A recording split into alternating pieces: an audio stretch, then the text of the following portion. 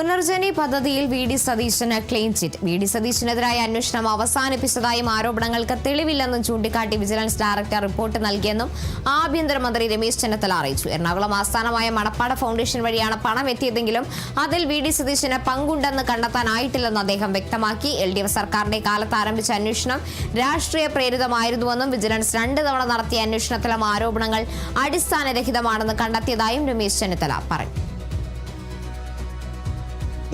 കഴിഞ്ഞ ഗവൺമെന്റ് അന്നത്തെ പ്രതിപക്ഷ നേതാവും ഇപ്പോഴത്തെ മുഖ്യമന്ത്രിയുമായ ശ്രീ വി.ഡി. സതീശനെതിരെ വിജിലൻസ് അന്വേഷണത്തിന് ഉത്തരവിട്ടിരുന്നു. വിജിലൻസ് വളരെ വിശദമായി തന്നെ കാര്യങ്ങൾ പരിശോധിച്ചു. ആ പരിശോധനയിൽ തെളിവുകളൊന്നും കണ്ടെത്താൻ കഴിയാത്ത സാഹചര്യത്തിൽ കേസിൽ നിന്ന് ശ്രീ വി.ഡി. സതീശനെ ഒഴിവാക്കണമെന്ന് വിജിലൻസ് ഡയറക്ടർ റിപ്പോർട്ട് ചെയ്തിട്ടുണ്ട്. ഈ റിപ്പോർട്ടിന്റെ അടിസ്ഥാനത്തിൽ മുഖ്യമന്ത്രി വി.ഡി. സതീശനെതിരെ പുനർജനിയുമായി ബന്ധപ്പെട്ട് കഴിഞ്ഞ സർക്കാർ എടുത്ത കേസ് അവസാനിപ്പിക്കാൻ ആഭ്യന്തര വിജിലൻസ് വകുപ്പ് തീരുമാനിച്ചിരിക്കുകയാണ്.